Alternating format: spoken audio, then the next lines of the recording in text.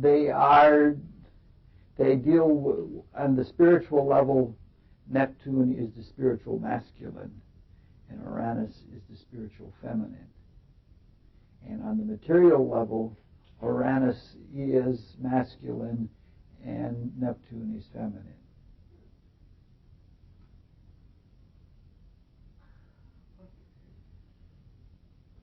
That's one of the problems with transcendental planets. They have an influence on the other side of the mind, which is inverted from the way they appear here, but they're manifest here. So what they represent, there's an inversion that takes place. In some astrologers, most astrologers can only see the material manifestation, and they don't see the higher manifestation, and so they have a lot of, yes, a lot of technical people are Uranian. That's a masculine view toward life.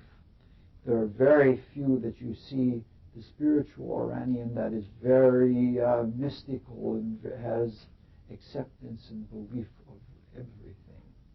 No doubts, just no questionings of anything. All right. We're going to go through 6 of them. I'm sorry, 8. No, it's going to be really short. I think it'll be about 45 minutes long, and that's all.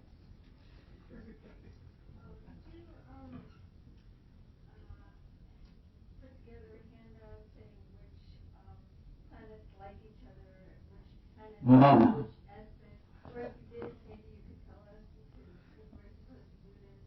I'd love to know. No, you're supposed to do it on the result of your own experience. I refuse I don't want to define people's outlook on things way too closely. Maybe by the time we're done, I'll put together such tables.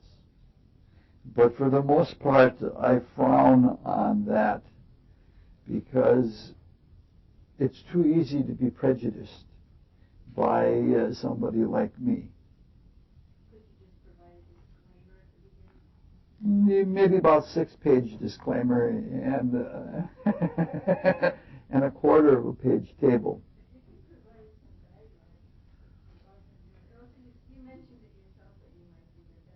Yeah, that's because it always gets brought up that I think of doing it. Now this is about the 5th or 6th time that I've gone through this procedure. It gets better every time. But there are some things that come up every time, and they're always the same things. And so I realize that that's what the situation is, and I guess I'll have to meet that if people want that.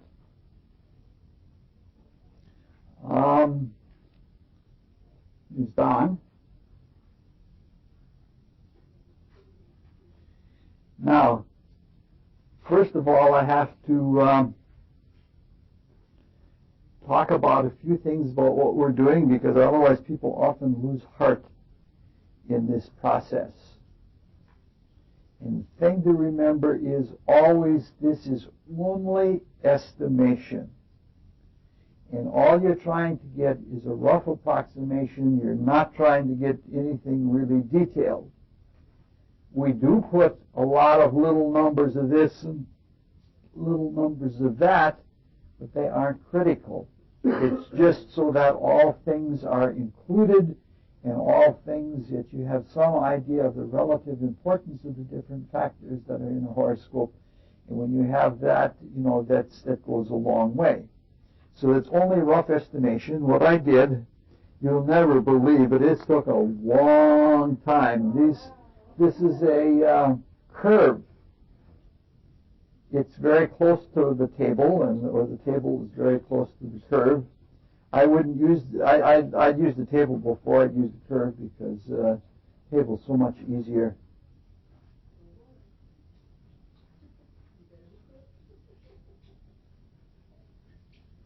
Oh, it just barely. He almost had it. A second thing we want to think about is that it's a good thing to go through this process even if you throw away the end result. Because if you throw away the end, at least you will have looked at most of the major contributory factors to a horoscope. And just looking at them, because you want to, before you can really work with the chart, you have to be familiar with it. And you have to immerse yourself in it, and you have to get familiar with it. And the more that you do of writing, and the more that you do of tabulating this or tabulating that, the more familiar you get with the chart, so that when you actually start talking about the chart or actually trying to delineate or study some factor of the chart, you're familiar with what's there. You cannot just pick up a chart without having done anything with it and start talking about it and hope to have any kind of accuracy at all. Then another thing is, even though this is all very rough approximation and it is just getting in touch with the chart, it's going to take a while to get familiar with this whole system. You're going to have to do it a lot of times. It's the same as it's always been with astrology. You know, when you first started studying any astrology, it could have all been Greek to you, or you could have had a blank sheet of paper rather than a horoscope, because you just didn't know what anything meant. And after a while, working with it and working with it and working with it, you got to see more. The same is true when we're working with these approximations. At first, they're not going to seem like, like it's going to seem all like a crazy artificial world, and you're not going to get a lot out of it. And so what you have to do is familiarization. You have to get used to the system, you have to get used to the charts, and that's all we're going to do for the rest of the night, is we're going to look at the first 8 charts, and I have gone ahead and I've done the approximations, and we'll just talk about them. These are the results of the first 8 charts, and I'm in the process of familiarization also, like the new thing that has been added in the chart, the adding and subtracting for conjunctions and sextiles. I think I've been overdoing that, and I'm going to have to adjust that, because the feeling that I get is that it's a little bit biased for what the chart is.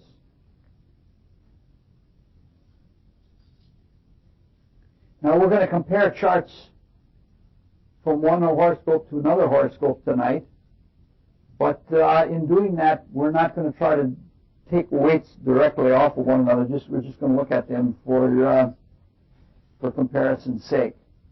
All right, everybody had a Jay Gould before, but let's look at the Jay Gould now.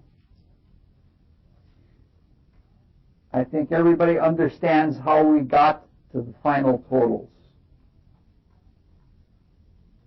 Now, let's look at, try to look at what those totals mean. So we'll do everything, we'll look only at the things in the grayed out area of the Jay Gould chart.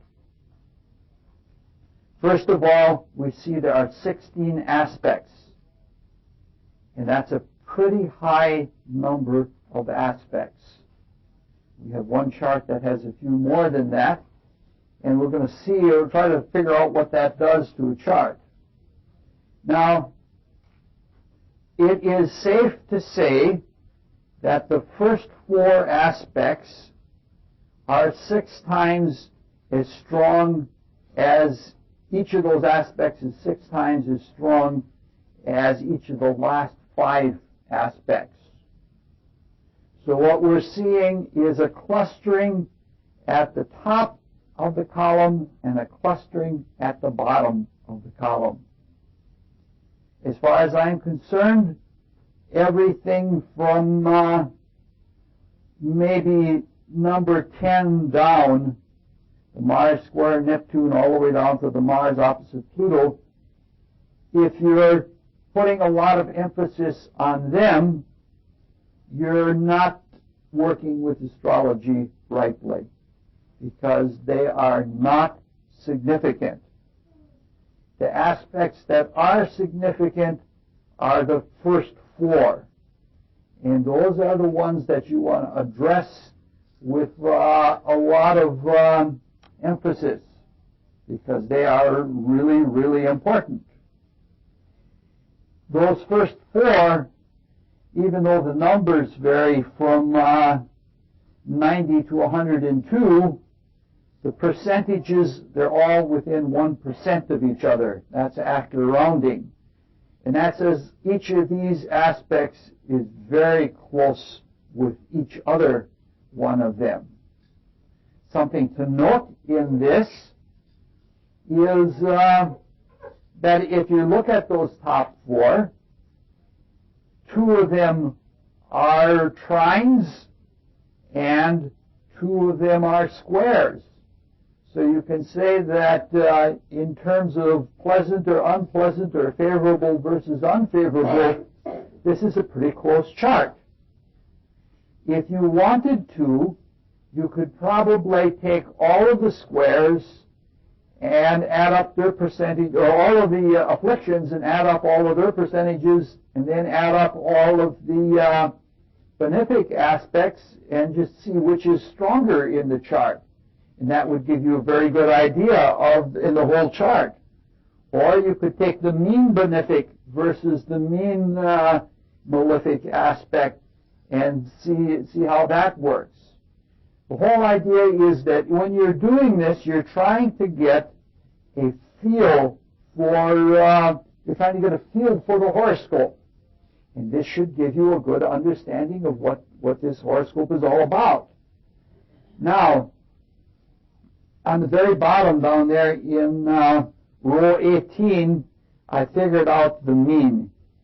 And the mean is always, if you're in the percents, is always going to be 10% or something like that. But the mean in terms of the numbers is 4781. Now you'll find that in most horoscopes, it's very close to 50, around 50 points, the mean aspect. And that's what the system says, that an average strength aspect is about 50 points. And so Jay Gould is no exception. As we go through the whole series, we're going to see that some are stronger, that the mean is stronger than 50, and some are weaker. It indicates then that we want to look at that right now. There are 16 aspects total, and 7 of them are above the mean. And that means that most of the aspects or most of the tools in this chart are not highly significant. It's just a simple matter of counting how many are which way and how many are another way. The ones that are above the mean are all significant. Like the lowest of the ones above the mean is 10 points above the mean itself. So you can say then that this is the modes of activity, the behavior patterns in this chart are a few very, very distinct patterns. It isn't the strongest that way, but we'll see others. All right, now we'll go on to the next chart. Let's look at Helen Keller. Yes. Did I miss something when you said that 1 through 4 were the strongest? Yeah. What did I miss? I don't know what you missed. I said that they stand out way above all the others. In the gray side. Yes, we're looking only at the gray side because everything else is leading up to the gray columns. Yeah, that's where the gray was our objective. Now in this case with Helen Keller, we see that there are only 9 aspects. Very low number of aspects. It's rare that you'll find anything that has less aspects than this. But if you compare that with the Jay Gould, they're very close to the same mean. They both have 47 point something or another as a mean. In this case, if you look at the very top two aspects, they really stand out. And this gives you a good insight into the character. The two strong aspects are the Mars trine Jupiter and the Sun sextile Uranus. We'll find out as we go through her character that she was a real fireball. Even as an adult, Annie Sullivan had to wrestle with her sometimes to keep her down, because she really wanted, so that whole self-pride and all of that zing, that's clearly indicated in the chart. The Sun sextile Uranus as being the next strongest aspect, that's very true to what she is. Her character or her mission in life was to know herself, and to know herself without external context, to just intuitive self-knowledge. You can't, without even any psychological or spiritual association. That's why she was cut off from the world. She lost her vision, she lost her hearing, so that she could develop this. So if we look at the character here, just in the same way when we looked at Jay Gould, we mentioned it last time we met, Jay Gould was famous for his greed, and he was famous for his mental acuity. In this case, she's not so famous for it, for anybody who worked with her knows how powerful and energetic she was, and the self-knowing. The reason that she could relate to other people as she related to other people is because she knew herself extremely well. And from that self-knowledge, when you know yourself, then it's easy to understand other people and to work with their character. Have you ever done a comparison chart with Anne Sullivan? No. I've got Anne Sullivan's chart somewhere. We might do that. I can be persuaded into that. I might even bring in Franklin's chart and do that too for Eleanor. I like doing things like that. We'll have special guest charts to come in. Looking at this, only 3 planets are above the mean. And that makes them to be, again, extremely stand out. But this chart, even though the 21%, this means 1 out of every 5 times this person does something or takes action, it's going to be from the Mars trine Jupiter. Now that's a pretty strong thing. Or, so that's saying that 40% basically of all of the aspects of all of the modes of activity are spent in 2 aspects. Nonetheless, if you look at things after the top 2, the tapering goes pretty evenly. It isn't like there's this echelon and then there's this echelon, like in the Jay Gould chart. We have all of those near the bottom, which are also rands that were. This is more of a tapered kind of chart. Just looking at the numbers and figures, you get a sense of what the person is, which everybody right now is saying, oh yeah, it's all very familiar to me. Yeah. Obviously, the faster planets are always going to be more significant aspects than... No, I don't see why. Well, aren't they always going to show up? No. We're going to see one in here that has a remarkable amount of Pluto in it. It may even be the next chart. A remarkable amount of Pluto. And that leads to problems of another kind. All right, let's look at the next chart. Yes. Well, one of the first 2 aspects. 40% of all of the action she takes is going to derive from one of those 2. Yeah. I think what he's saying is, just because these people are celebrities, isn't it common that their faster moving planets are going to be more highlighted What he's saying is the inner planets are guiding what a celebrity is. No, I don't find that to be true. No, it's not true. It's not true. The only thing I can find about celebrity charts are very, very few of them are born under a new moon. And celebrity charts, especially if you go into fields of entertainment and expression and things like that, are more accentuated in extroversion. And you find more of the outpouring in celebrity charts. That's what makes them celebrities. There aren't a whole lot of introversive personalities. All right, let's look at Mohan Gandhi. We've got 18 aspects, where Jay Gould had 16. So this is so far this is the highest activity chart. But this is where the kicker comes in. The mean is quite a bit over 50. The mean is 57.5. That's a very high mean compared to the ones that we've been looking at. This means that either there has to be an extremely strong aspect, or there has to be a number of aspects that are quite high in intensity.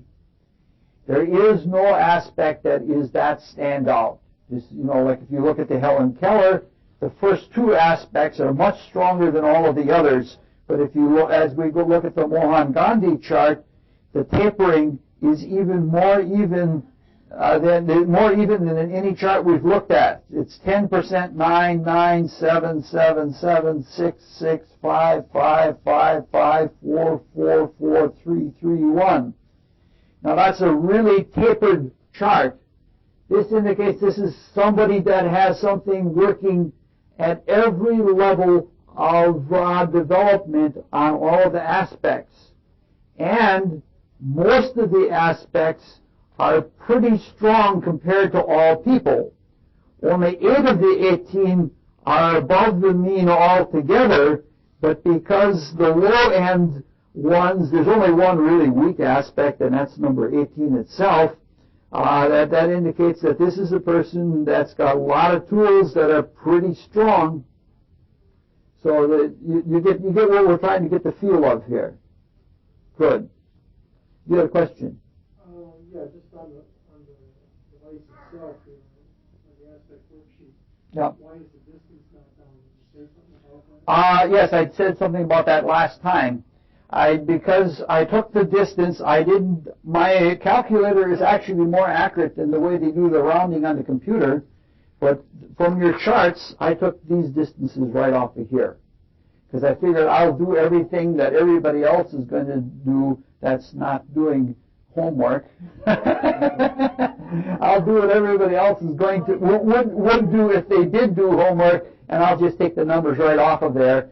And it's you don't have to do distance if you've already have the orbs calculated for you. The only reason for column number 2 is to be able to get column number 3. And with the computer having done it for you already in the printout, it's vain to do more with more what can be done with less. It's called Occam's razor. You don't want to do any extra work. It's called scientific reduction. Right. Yeah. Except when it comes to exercise. Jerry's looking so good because he's doing exercises every day. And that's something you don't need to do, but in a way, maybe you do need to do it. So, is this the one where you talk about flu being... Yes. If you look at that, there may even be another one. But of the top 3 aspects, 2 of them have Pluto.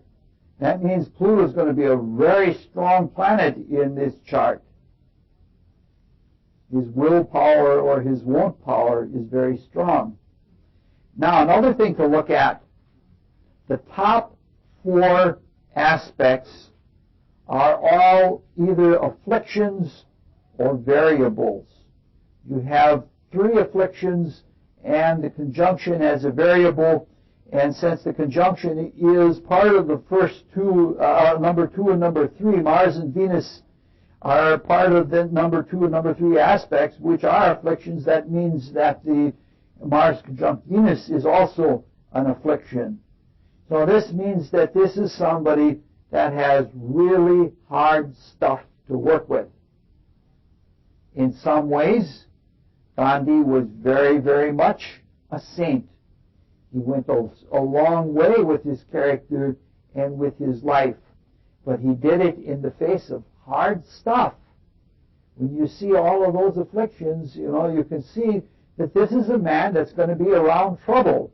Doesn't necessarily mean that he's going to be a troublemaker, even though that's what the English considered him to be, but he's going to be around trouble. He's going to be around suffering. He's going to be around pain. So this is pretty clear. This chart, what we know Gandhi for, is this what we know Gandhi for? It all depends. The Muslims would certainly say, yes, we know this Gandhi for this. He's stubborn. It's going to be his way. Or what he says won't be is what won't be, because there's all of the negation in the chart.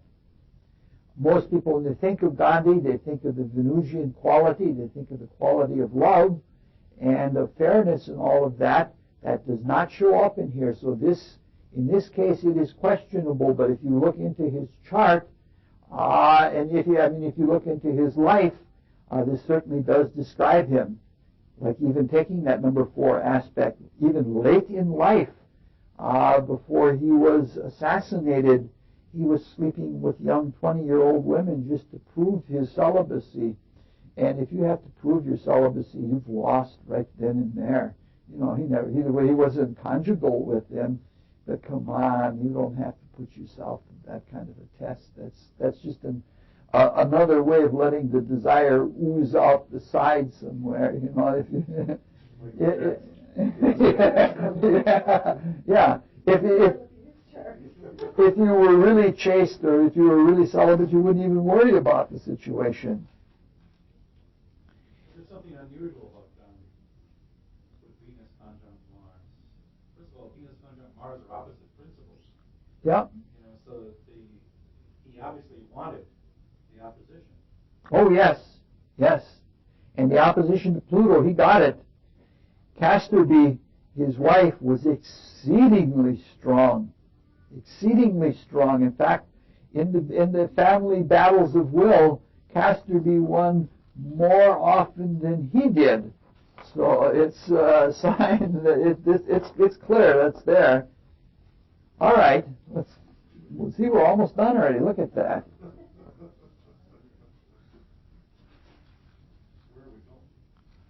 All right, let's look at chart number 4. Isadora Duncan.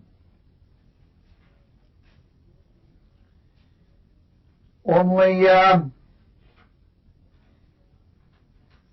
14 aspects, and the mean, this is the smallest mean that we've had so far. So the number of aspects doesn't necessarily say whether it's going to be a high mean strength aspect or a low mean strength aspect. It varies from chart to chart. This is pretty much, again, the first 5 dominate everything. The first 5 are the only ones that are above the mean, and that means almost twice as many of the aspects that are there are insignificant. That means if she wants to do anything apart from those first 5 tools that she has, the first 5 aspects, she's going to have a hard time of it. The idea is that the weaker the aspect is, the more you have to assert the strength of character, the invisible spirituality, the more you have to assert of that to bring it into play. It's not readily available to contend, with the other things. The first 2 aspects are again both squares. She's known for her unruliness. In this case, what she was famous for in her time is certainly described by the first two aspects. The first one is Moon square Mars, and she was really temperamental. And Moon Mars has the quality of emotions and desires that are so fluent that nothing stops them at all. One person that she met, within minutes after meeting him, they were copulating on a hard wooden floor. Just met him, and it was just an unstoppable desire. And that's Moon Mars. It's natural, honey. It's natural. We just do this. It isn't even a matter of lust. It's just a matter of flow of emotions. The second aspect that stands out there is Uranus square Pluto, and she was known as a rebellious revolutionary. She stood out against society. She was a leftist, and when she came back to the United States after being in Europe and being loved everywhere she went in Europe, she came to the United States, and she was despised for her interest in communism and things like that, and she was frowned upon. And what she did is she snubbed the powers of society by baring her breast before a sold-out concert. And she had this big concert, and all the people were going to see the great dancer Isadora Duncan, and she danced about the Russian Revolution and how it bared the soul of humanity. So she bared herself and took her top off, and she flew in the face of the powers of society, all those plutocrats out there. If that isn't Uranus square Pluto, I don't know what is. So that's... Anderson did the same thing in a film in 1980. Same thing. Well, that's so deep. Remember that? I have a question. I mean, when we started this, we started out by saying with Jay Gould, he's got quite a number of aspects. You see at 16, and then we moved on to Helen Keller. She only had 14. No, she only had 9. Or only had 9. Yes. This is about an average one. This one's got 14. What is the average?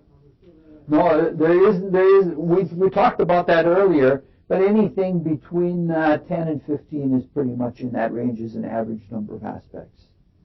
Yeah. All depends on how you use orbs.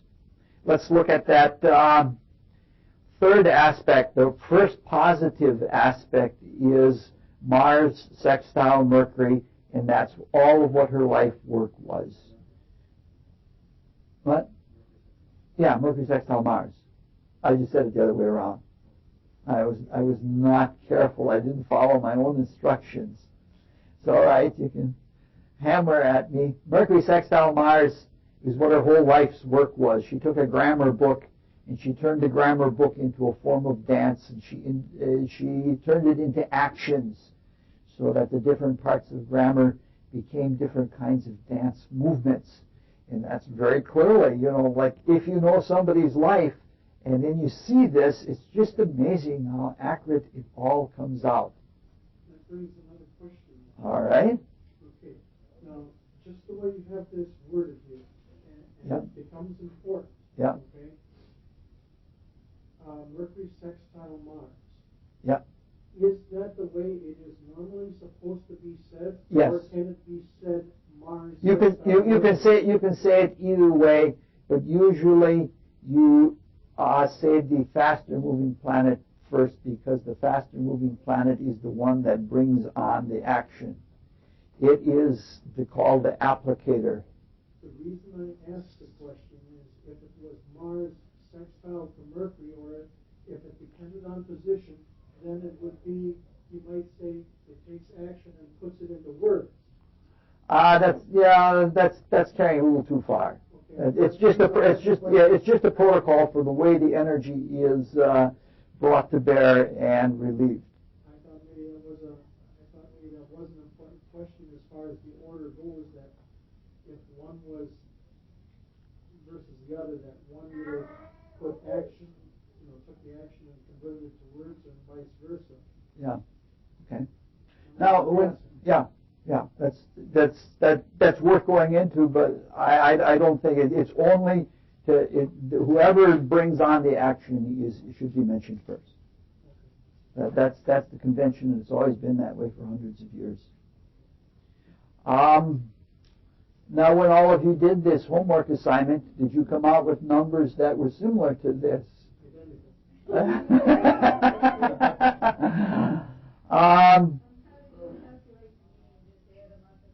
That's it. Yep. You could do the same thing with the percentages. I probably should do that and probably will do that in the future.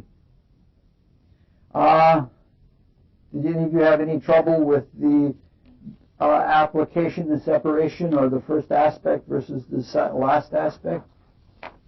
None of you had any trouble with that? I'll let you know when I figure it out. I think we talked about this before, but I'm just thinking about that. 2 planets that are retrograde. Yep. Now, are they separating? Even though. Yeah, 2 planets that are retrograding, you just treat them as if the same way as if it were 2 planets that were direct. If one is retrograde and one is direct, then you look at the difference. But otherwise, you just treat them because otherwise, then if you have to treat retrogrades, both planets retrograde, then you have to see which one is retrograding faster at the moment. And you could do that, but I think that's straining at a gnat. So if you just treat them as though they're both going forward, then the effect will be the same. Like either they're past the culmination or they're leading up to the culmination. When one is going forward into the aspect, into the culmination, and the other one is backing into the culmination. Yeah. Yes. Either a double application or a double separation. Yeah. It's like a divorce when both parties want it. Or divorce when both parties don't want it. All right, Vincent. What's interesting about Vincent?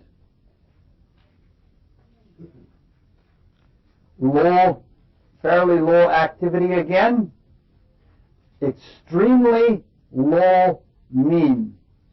Extremely low mean. But here's where we find something. This is where we're starting to get a little bit more into the nuances of things. There's an extremely low mean as far as the total number. This means that there is no exceptionally, like if you were comparing between charts, there's no exceptionally strong talent. But within the chart, the top 2 aspects are very high. The top 2 aspects control about a third of all of the activity. So, that's saying that he has 2 modestly strong aspects that dominate. Then you might want to ask yourself questions. Why would somebody want to have a life where the strongest qualities, which stand out, are not exceptionally strong? And what I find with that usually is that this is somebody that doesn't want to be too specialized. Because if someone is too specialized, if the orb is really tight, and that means that the final approximation is very strong, there's not a leeway to do other things. And so there's much more room for growth with aspects that have not such an intense orb. Okay. Just one first question about Van Gogh. Wasn't he depressive, or did he suffer from depression? He suffered from insanity. I don't know that you would say it would be depression. Okay. The question then is, have you found in your studies at all that having a low mean might be? No, I don't think. No. Nothing to do with that. No. the things that he is most famous for are abstraction. Strongest aspect is an aspect of abstraction. Two of the three strongest aspects involve Jupiter from its own sign, Sagittarius. So there's reasonable accuracy in this. In artists, more than any other aspect, Venus-Mars aspects are important in the charts of artists. In this case, the Venus conjoined Mars, especially being right up there at the midheaven, this describes him quite well. Quite well. Now, he has the same, his weakest aspect is the same as one of the strongest aspects of Isadora Duncan, the one that she flew in the face of society. He's not one to do that. That's too weak of a factor in his life. He may have unconventional qualities about him, and those unconventional qualities may fly in the face of authority, but he doesn't make a big issue of it. Which is the purpose of doing this kind of exercise. You might have two similar or exact type aspects, but they come out differently in a person's chart because of Yeah. their position. Now, this is looking ahead to what we're going to be doing next, but if you look at the first 5 aspects in strength, 4 of the first 5 aspects in strength have Jupiter as part of them. This is somebody then who is really abstract, and he thinks in terms of universals. Not surprising that he would want to paint the whole sky. You know, like a landscape wasn't big enough for him. He wanted to do the whole sky. This is a pretty standoff thing. Accuracy's pretty good in that. Let's quickly go to Eleanor. Yes. Well, and maybe showing us stupidity again. No, you haven't shown any stupidity. Oh, this is good. You show yours now. You show yours and I'll show mine. Deal, because I have lots of it. You're talking about Jupiter being abstract. Do you mean because like Mercury being concrete? That's correct. Yes. Jupiter. Think abstract. I really go right to Uranus and Neptune. No. No. Those are planets that are, I would say, a better word for Uranus, Neptune, and Pluto is transcendent or spiritual, in that they get the spirit of them. But when you're thinking about the abstract mind, that is the ability to state things in terms of ideas and universals and things like that, and be able to express them in this world using worldly terms. That's definitely Jupiter. Why would I think the one that was the same as Isadora Duncan was Venus conjunct Mars? No, it was Uranus conjunct Pluto. Or Uranus Pluto. In her case, I think it was a square. But in his case, the Uranus Pluto. Yeah. Yeah. Now there is something, since the issue came up in a different way before. What Don was trying to say is that in celebrities, he was trying to say that the internal planets are more important. I don't agree with that, but there is a way that internal planets are important. Because internal planets are called personal planets. And they represent faculties that are at your disposal. Mercury represents the mind. Venus represents the basic emotions. Venus and Mars together. And the moon represents the exciting factor of everything in us, the biological nature, and the sun represents self. Those 5 planets are important because they deal with the things of our total being that we can do something with. When you get out to the generational planets, that is from Jupiter on out, you're dealing with factors that belong to the world at large. And if you have aspects from planets that are only outer, and they have no focus with any of the personal planets from Mars in, those planets are much harder to get at. You are then, if anything, you are an expression of society, or the way society works. But it's in those, like, so if you look at the last three aspects in this chart, the Uranus sextile Neptune, the Jupiter trine Pluto, and the Uranus conjunct Pluto, those, unless Uranus, Neptune, Jupiter, and Pluto also form aspects with internal planets, they're hard to get at. And that's a kind of weakening that is not accounted for in this system. I don't know how to put it into the system. It's just something, when you see something like that, you have to register it in your mind and note that when you're working with the chart. Yeah. When you have aspects between outer planets, let's take an example, Uranus conjunct Pluto. In this chart, Pluto does have something with Mercury, so that's not a good example. How about Uranus sextile Neptune? Neither Uranus nor Neptune forms an aspect with an internal planet. That means it's very hard to utilize the Uranus sextile Neptune, because it doesn't have a foot in the door, or it doesn't have a lever on the level of your being where you work. You might, when we come to the next stage of this whole process, when we're measuring strengths of planets, we might try to give a little bit of weight to the internal planets just because they are the internal planets and they're more usable. Some astrologers do that. There are all kinds of things that are done. I don't know whether I agree or disagree with. But it's just something to keep in mind. Okay, so what you're saying is because we can't relate to it physically, for the most part, we can't measure it. Yes. It would be different if we had enlightenments.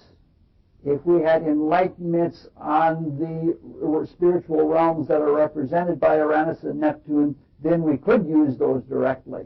But until we are enlightened people, most people are lucky if they ever have even a blush of enlightenment in a lifetime. And so that means that all of the octave planets are a little bit weaker because of that. There is something when we come to the next phase that we discussed that. Along that line, the transcendent planets are also universal. I mean, everybody has that. So if you don't have significant conjunctions or aspects in the outer planets, does that mean you're working outside of society or outside your time more independently? It can be. That can be the case, yes. Yeah. Usually, in spirit, the things that Uranus, Neptune, and Pluto represent are things that we do not have as discrete of a state of being relating to them. Like we each have a discrete body that we can see that we're separate and different from each other physically in body. But when it comes to life spirit or human spirit, we all share the same one. We're part of a collective consciousness in spirit. And therefore, things that happen in the spirit in general affect all of us very much the same. And if we don't have a personal way of bringing that down into our regular everyday existence, that's when we respond to the times, like what's happening if the Uranus in the world is the way we will respond, either as a figure with the times or a counter-cultural kind of figure or something like that. So that leaves two planets not. That leaves Saturn and Jupiter. Oh, but what I'm saying, or Saturn and Jupiter also have a generational effect, or have a greater societal effect than a personal effect. Yeah. Yes, after Mars, I would say. One other thing, then with the transits as well, like if an outer planet hits an outer planet in the chart, it doesn't seem to have that seems to be pretty weak effect. It all depends on whether you're spiritually responsive to that or not. If it's somebody that goes their whole life without thinking one thing spiritual at all, they might not have anything go on. On the other hand, if you've been working toward enlightenment and have an internal kind of spiritual tension, something like that coming along can be quite significant. Yeah. All right. Oh my goodness, it's taking longer than I thought it would. Yes, that's good. Everybody's getting familiar. This is the kind of thing I like.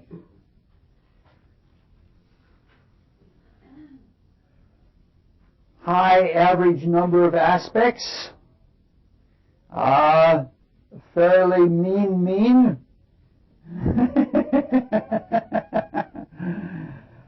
Even all the way around, I guess. Tapered all the way through. 14 aspects. We're doing Eleanor. 6 below and 8 above the mean.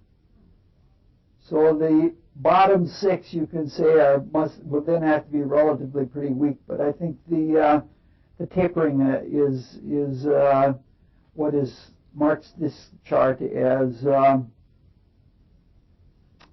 stand out. Yes. Well, so far I think we've noticed that, at least I have, that most of the charts we've done so far, they have very few above the mean, more below the mean. This seems to be somewhat opposite or at least equal. What effect does that have? I don't know what to say without having thought about it. I just wondered if it did or not. If there's more above the mean, then, well, that, Yeah. that doesn't happen. I mean, that really couldn't happen. Yes, sure it can. That's what happens in this one. Okay. More are above the I thought mean. maybe I was misspeaking, but it Yeah. looks like it to me. Yes. It's saying that more of her aspects are strong and significantly strong, so that the weak ones become very insignificant and become less of a strong statement. The 2 top aspects both have the moon in them. So this is someone that the country takes as a lunar figure. This is a mother figure for the United States of America. Very much beloved. Moon trine Mars, very, very active. I think once she got started in life, she never ever slowed down. Extremely active person. Why is that?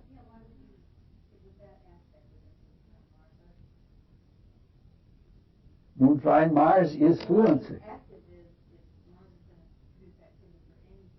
Yes. But it's dynamic. Mars is dynamism. And Moon is the activator of everything. So with Mars trine Moon, you have somebody that's extremely dynamic, on the go, push. It's an interesting thing. She gets along better with young men than she does with older men. This would be a chart then that would indicate that as she gets older, more men are younger to her and less are her age or older, and she would be able to deal better with men in general because of that, and that's exactly what happened in her life. The older she got, the more she was beloved of men, and the more she could relate to them. Where is that root showing? Or where is that? Young men are Mars, and your peers and older men are Sun. If it's very old, then it's Saturn. She didn't have much Saturn in her. That's an interesting thing in this also, that you don't run into a Saturn aspect until way down at number 11.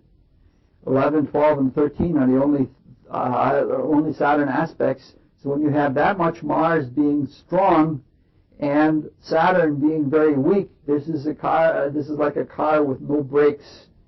It goes flying along, and there's a lot of martial qualities that are push, and very few things that would obstruct or hold anything back.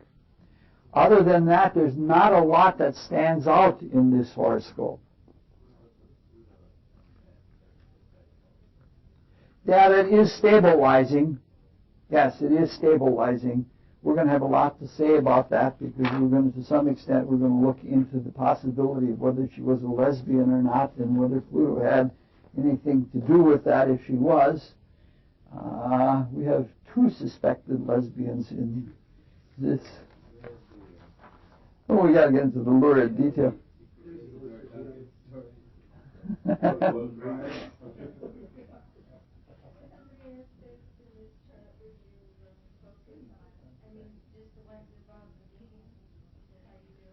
That's where you want to put most of your attention. That's a good question. The only time that you look at weak aspects is if you have no alternatives and you have a troublesome situation or you have something to accomplish and the normal ways of accomplishment don't apply or aren't available, then you look for some of the weaker things in order to fill the gap. But you realize that you're going to have to put a lot of effort in to utilize them. All right, let's look at the most unusual of all of our horoscopes, and that is Crazy Horse. He has 19 aspects.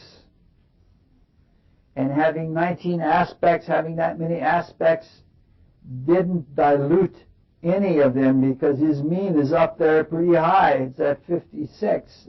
That's a pretty high thing. The thing that we want to look at in this are the first 5 aspects. The first 5 aspects control how much percentage? 5 times 8 is 42%. They control 42% of all of the activity.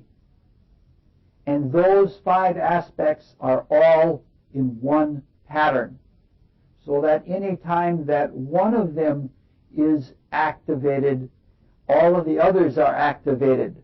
And what this says is that T-square aspect pattern between Sun, Mars, Neptune, and Jupiter, which is very, very strong, not more from the lowest to the highest is not even 2 degrees. They're going to dominate all the rest of the chart. In this case, there are, that's it. This is what he's famous for. He's famous for being a defensive warrior, which is the Sun, Mars.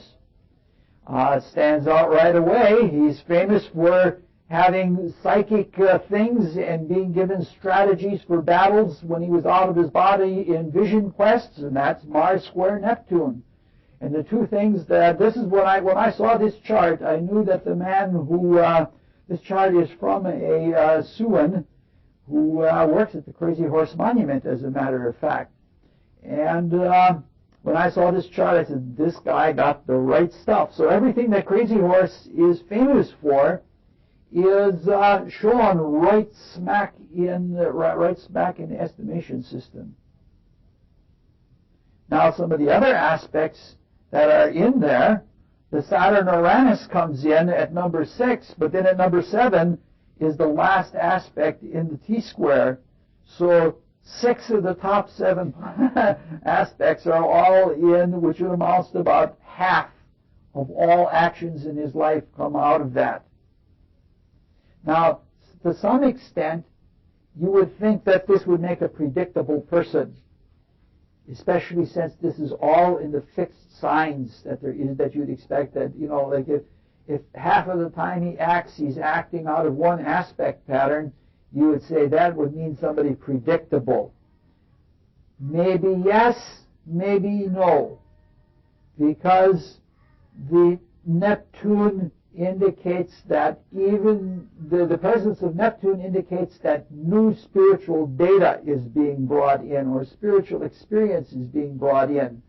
So his routines may be the same, and he may be a very much a habitual type of individual, but what comes into those habits are strikingly new things. strategies that other people hadn't thought of before. So it's, so in some ways he's extremely predictable, and in some ways he is not predictable, because some of the things that he's predictable in are things that bring in novelty or that bring in creativity. All right?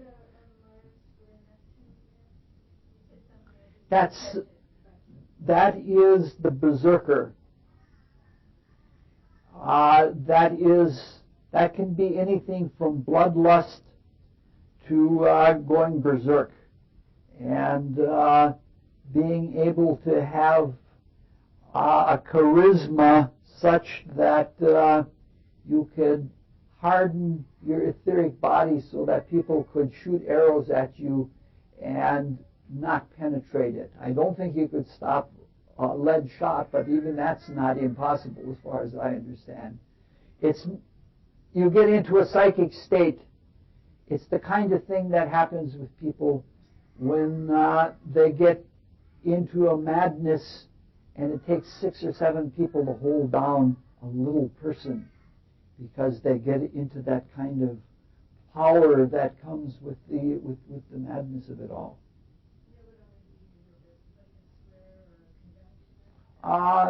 Usually it's with the afflictions. In this case, it's a very strong aspect.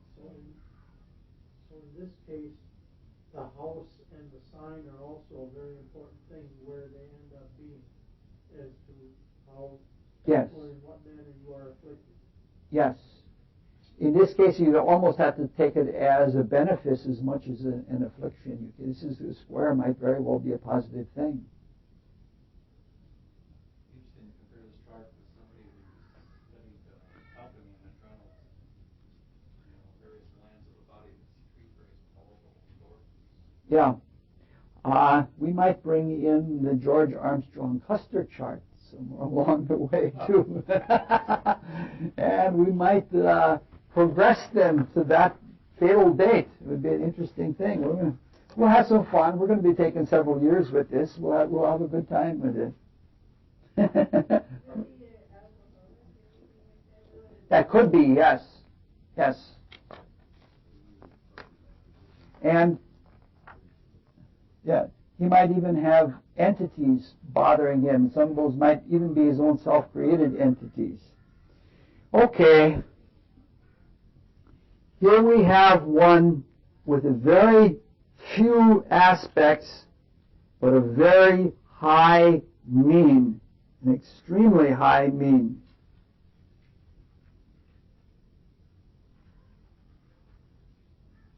This is a very interesting thing with Louisa May Alcott. It's only in the last 30 or 40 years that research has brought out that strongest aspect. That is the Mars trine Neptune. Beside writing Little Men and Little Women and Eight Cousins and all of those things, she started out her life writing lurid, sensationalistic fiction. And she's a very divided woman as to whether she is, I put an ampersand in there instead of a percent sign on the bottom. She struggled in herself between the little woman, Louisa May Alcott, and the lurid fiction writer. If you read, well, I'm just about finished with it. I'll loan it to anybody who wants to read it. Little Women is somewhat autobiographical. And she is Josephine, or Jo, in Little Women. And when she describes herself as being kind of stiff and nervous and not wanting to have a lot to do with men, that's very much like the Mercury square Saturn. That's a very, very good picture of her. She was adult before her time. So the Mars trine Neptune is one of the possible lesbian aspects, and it's, yes, and there's some likelihood. She states it pretty clearly in Little Women that she describes Joel as being a mannish person and does it with glowing terms and wants her to be such. When we have what? Mars-Neptune aspects. Yes, any Mars-Neptune aspects tend toward lesbianism. I don't know, but that's what it is. There was a time when no, in guys it's the other way around. It's Venus and Uranus is the most likely combination that produces lesbianism. Yeah. See, I don't want to get into it without. At another time, we'll be more thorough. I probably shouldn't even brought the subject up. What? What?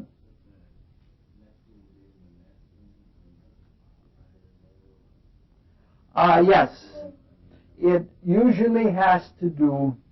That's exactly correct. Homosexuality often has to do with reaching for something very high spiritually, but trying to manifest it in a personal way. Like as far as I can discern from looking at history, there are two kinds of homosexuality. There is a Greek, which is a Greco-Persian homosexuality, and there is a Roman homosexuality. The Greek kind of homosexuality, in males anyway, developed when men had a prejudice against women, and they took men as their ideals. Rather than taking the inner opposite, like the princess that comes from heaven, they took a prince, and they confused universal brotherhood or universal love with affection. And this is what happens. This is the type that you find most often among Catholic priests. There's some kind of ideal there that they love everyone, but they get it confused with sexing everyone, and they keep it in their own sex. The Roman variety of homosexuality has to do with people getting so out of bounds with their desire nature that they seek greater and greater extremes. And after the boredom, the Romans had one kind of boredom after another, and so they got bored with all the forms of heterosexuality, and then they went to homosexuality for different kinds of thrills and kicks and things like that. And because the polarities are different, you can get those kinds of things like that. And so one did it out of boredom and one did it out of idealism that was misplaced. Yes?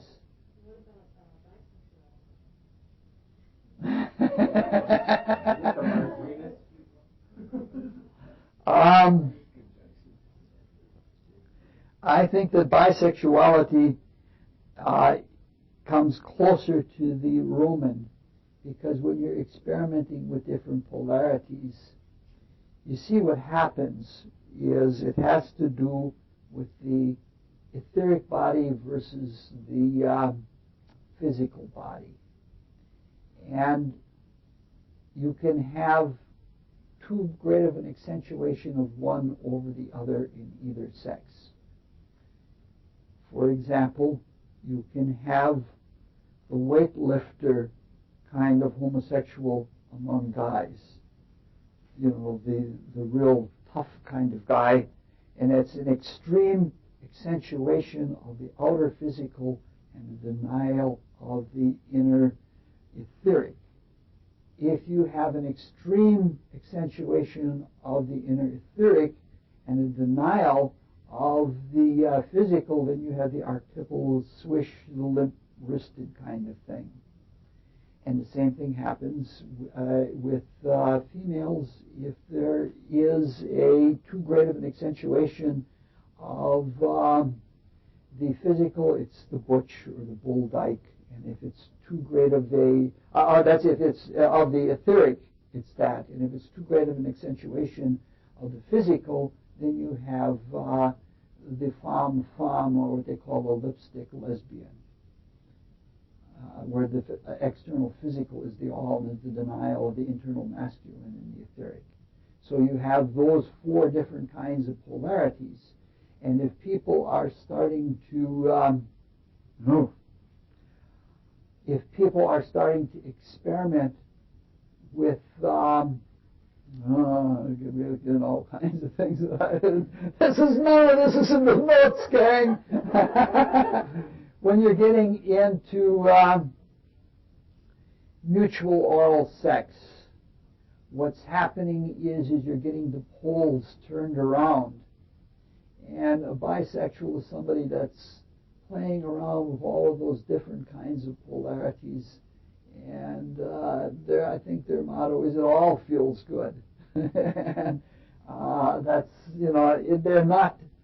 it's not something that's so in-ground that it's defined one way or another. So in some cases it may be defined, and they're lying to themselves that they're either gay or straight, and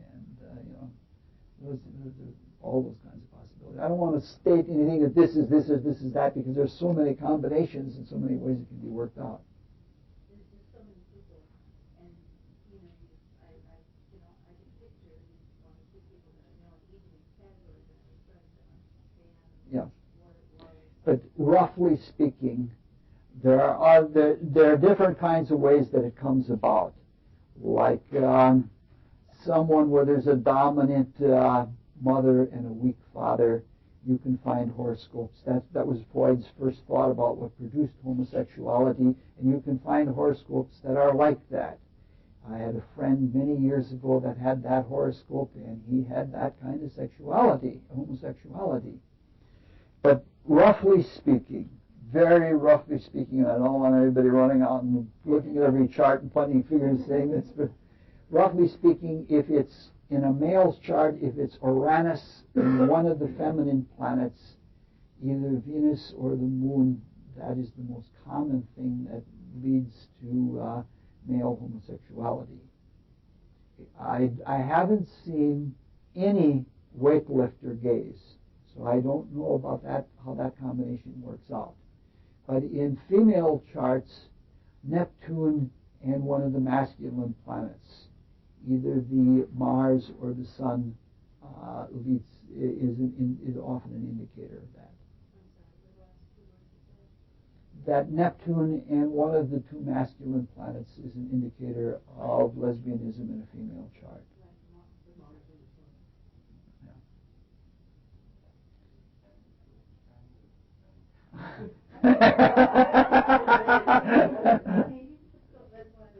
All right. One lesson. What if you find those things in a man's chart, or the other in a woman's chart? Boy, you get somebody that's very hyper masculine. If you get Neptune and the Sun or Mars, hyper masculine. However, sometimes that combination of Sun and especially if Neptune and Mars, but sometimes Sun and Mars, is somebody who's so masculine that doesn't want anything to do with women, and that is in a male's chart, that's often the signature of a masturbatory kind of character, where they I find that extreme masturbators among males almost become women haters because there's so much in the masculine planets. And if it involves all three, Sun, Neptune, and Mars, it goes so far that it even leads to some kind of anemic condition, that it gets carried to an extreme. Like when you see it in a future life, it leads to an extreme that they have a hard time with producing even red blood cells. I don't want to say much about that because I have to really go into far off things about that. I don't know about female masturbators. They don't tell me.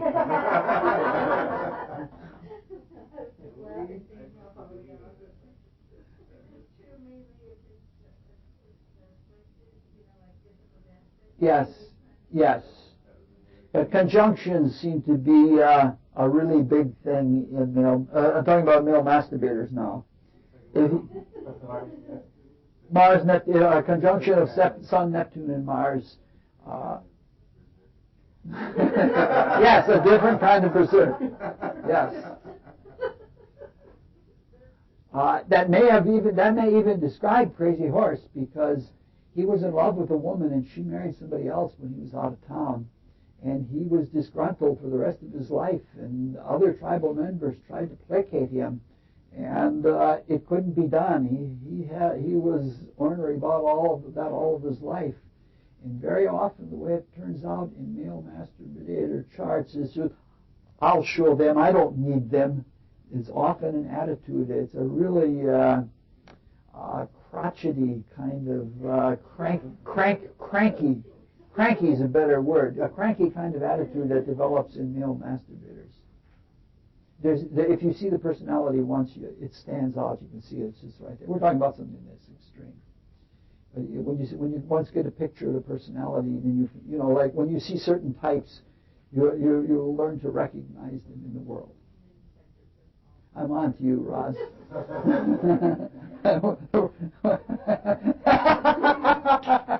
All right. Now you all got an idea now. That's to change the topic. Good. What would you say about activity, like when there's a lot of aspects versus very few aspects? You know, like how does that affect the Strength? the person's chart? I mean, let's say some of the charts it says 9 aspects, and sometimes. Yes, it's just a matter of choice. It's just a matter of choice. I don't think that one way is superior to another. Maybe, maybe not. Maybe, maybe not. There's much greater simplification, but I don't find the low aspects to be the simplest charts. I find the patterned charts to be the simplest charts. Crazy Horse is a very patterned chart, and that's a very simple chart to read.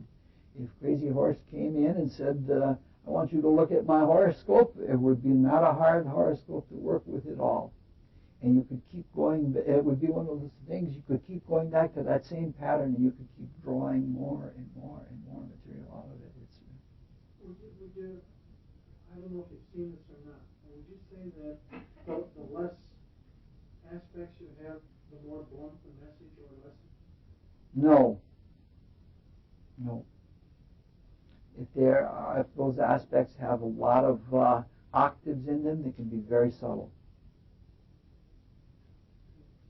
Simple and subtle, which would be, put those two things together and you come up with elegance. Elegance usually takes a simple route, but it's not, stark or brazen kind of route. It's elegant. I don't want to generalize too much, but all right, you have something of an idea now of the accuracy of the system, especially if you've been reading biographies of the people, which I know all of you have been doing. And you have a beginning of how you get a feel for what these estimations mean and the kinds of things you can draw out of them. There are all kinds of things that, we could, I don't want to get into it that technically, but we could take all of the positive aspects, or all of the conjunctions, all the sextiles, all the trines, all the squares, and all the oppositions, and take the average strength of each of them, and you'd have a pretty good, you'd have a really good analysis of the tool selection that a person uses. All right. Next time we'll do the next 8, and by then you should have, because if you guys aren't going to do assignments, we're going to have a lot more. 2 weeks. Are you going to stick with the same charts? We're going to know the next 8 charts. We have 16 charts. And so, since you guys aren't doing homework, I'll just do a lot more in the class, and we'll have more examples, and that'll get you familiarized without you having to do a whole bunch of charts. Yeah, I think tonight was really very informative in that it allows for that inter-exchange of questions when things pop up. Because that's when, I don't know about the rest, but that's when I learn the most. Yeah. But there has to be some things lend themselves to this kind of approach and some things don't. And there will be times where I talk all night and nobody will get in a word all night. I won't even take a question. I think sometimes it'll have to be that way. All right. Have a good time. What? Oh, okay.